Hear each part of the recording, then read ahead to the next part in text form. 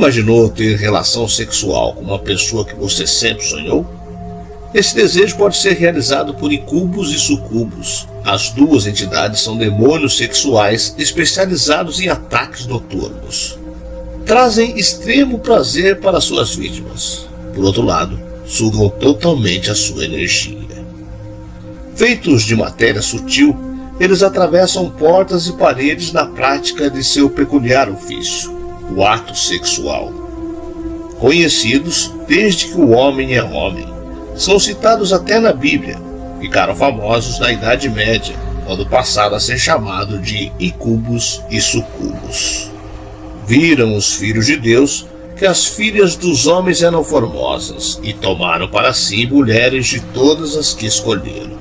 Esta citação da Bíblia, Gênesis 6:2, refere-se ao contato sexual entre seres incorpóreos e mulheres, não é a única. Nas lendas, no folclore e na literatura profana e sagrada de todos os tempos, encontramos referências ao intercâmbio carnal entre espíritos humanos, mulheres ou homens. No livro apócrifo de Enoque, por exemplo, está escrito que um batalhão de 200 anjos, comandados por um chefe chamado Semiasa, desceu sobre Hades, no alto do Monte Hermon, em missão especial. Mas quando viram as filhas dos homens, fascinados por sua formosura, esqueceram o que os havia trazido para esse planeta e concentraram-se em conquistá-las. Na Idade Média, os espíritos sedutores ficaram famosos e ganharam nomes especiais: incubos, com atributos masculinos, dedicados à sedução das mulheres, e sucubos, com características femininas, especializadas na perdição dos homens. Os teólogos católicos não punham em dúvidas a existência desses seres, sem a possibilidade de intercâmbio sexual entre eles e os habitantes do mundo dos vivos.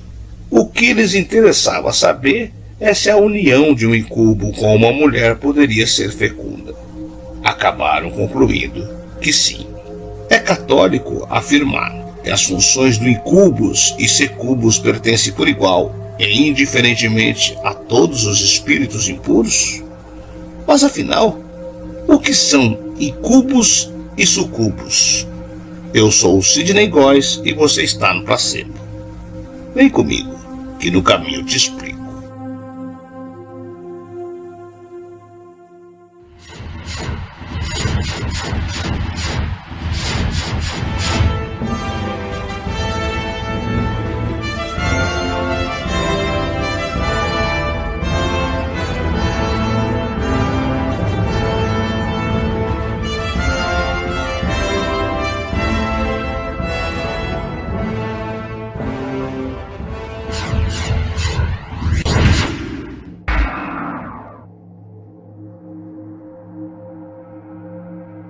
Incubos e sucubos são entidades espectrais que, desde tempos imemoriais, estão presentes nas lendas de várias culturas. Esses seres se manifestam durante a noite, enquanto dormimos. Eles podem paralisar, tocar ou se apoderar de sua vítima, que presencia tal evento completamente indefesa. Cabe dizer que nem todas essas experiências com incubos e sucubos são aterrorizantes. Por mais incrível que possa parecer, esses espíritos da noite podem até mesmo chegar a causar o êxtase em certas pessoas. No entanto, isso não é usual. Em maior ou menor grau, a experiência depende do sexo da vítima. Durante a Idade Média, as lendas eram levadas muito a sério, e essa não seria uma exceção. Ainda mais quando todos conheciam alguém que tinha vivido a experiência.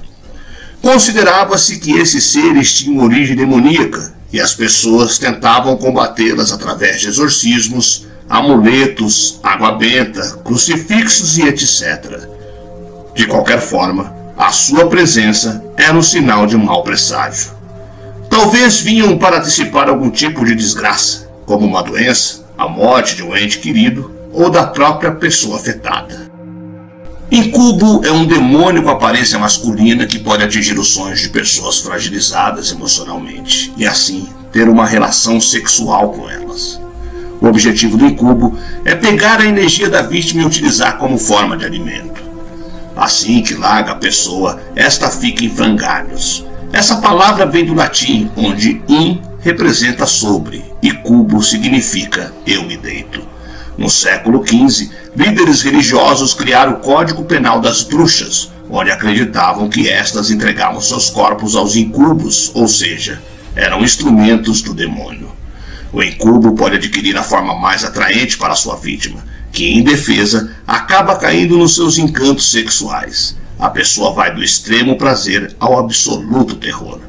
Sucubo é um personagem mitológico representando um demônio que tem características femininas e pode invadir os sonhos dos homens. Elas roubam a energia vital dos homens e levam o esperma da vítima para engravidar. Pode adquirir a forma física desejada pelo homem, facilitando a sua tarefa. Segundo a crença, os sucubos ficam mais fortes em épocas de lua cheia. Estão ligadas ao aparecimento de doenças e problemas psicológicos relacionados ao sexo. Assim que um homem é atacado por uma sucubo, normalmente apresenta pesadelos e poluição noturna. A mitologia diz que cada sucubo pode viver até 750 anos. Possui uma beleza sedutora, em alguns casos contam com asas de morcego, além de seios fartos.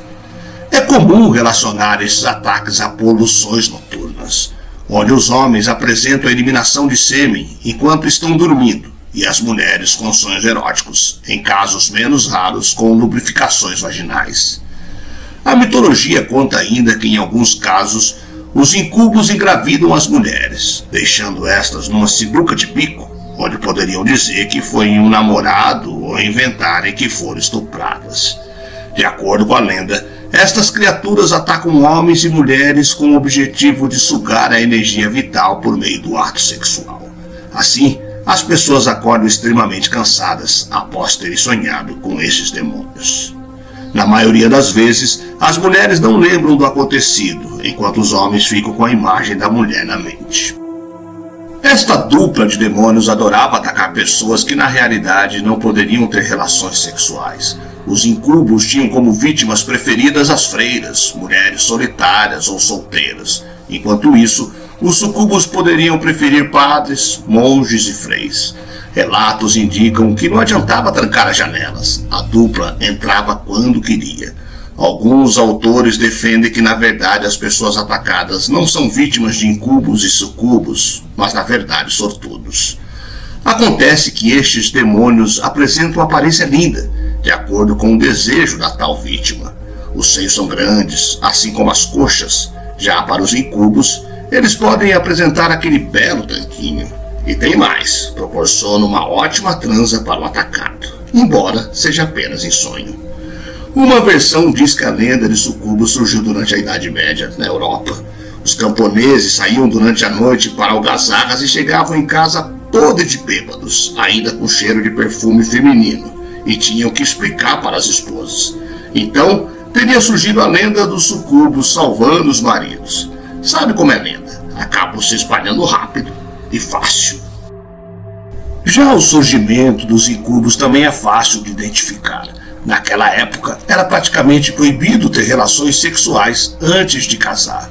Mas o que é proibido é mais gostoso, e assim certamente muitas acabavam engravidando. Logo, era fácil dizer que o pai seria um incubo, assim como na região amazônica falam sobre os botos.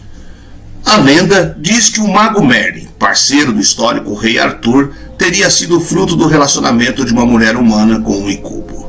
Merlin é famoso até os dias de hoje, devido ao poder que possuía. Na Inglaterra, alguns atribuem a ele a construção do complexo de Stonehenge. Merlin teve a sua trajetória contada diversas vezes pela mídia. Essas histórias mitológicas estão ligadas às culturas druídicas celtas e não ao cristianismo. Foram classificados como demônios, já que a igreja não considera o sincretismo. Na verdade, eles são considerados mais próximos dos vampiros do que de demônios, devido ao fato de buscarem sugar energias por meio do prazer sexual.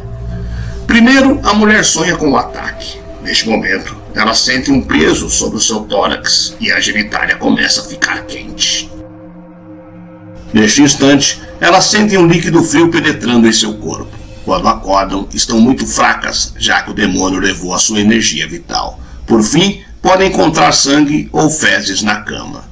Algumas versões da lenda indicam que incubos e sucubos são um só, ou seja, não existem versões femininas e nem masculinas. Teriam a capacidade de se transformar no que desejassem. A teoria diz ainda que a ideia é coletar o sêmen de um homem quando estão no modo sucubo para depois engravidar uma mulher no modo incubo. Na Idade Média, o sucubo aparecia à noite para seduzir os homens em encontros sexuais. Essa tradição foi especialmente explorada pelos monges celibatários, que alegavam que eram frequentemente atacados pela criatura e culpavam os sucubos por seus pensamentos e sonhos lascivos. Mais tarde, as mulheres que tentaram seduzir os homens foram acusadas de serem sucubos disfarçadas, enquanto as que engravidaram fora do casamento foram acusadas de terem interações sexuais com os incubos. Após o advento do Renascimento, o sucubo diminuiu em popularidade quando os artistas voltaram seu foco para a bela e injustamente amaldiçoada Lâmia da mitologia grega. Somente no final do século XVIII, quando a literatura gótica ganhou destaque, o sucubo voltou.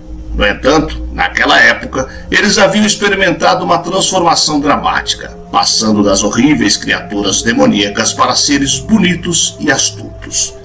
Para concluir, embora grande parte desses fenômenos já tenham sido totalmente explicada pela ciência, eles ainda estão envoltos nesse ar místico que pode fazer com que incubos e sucubos pareçam tão fascinantes.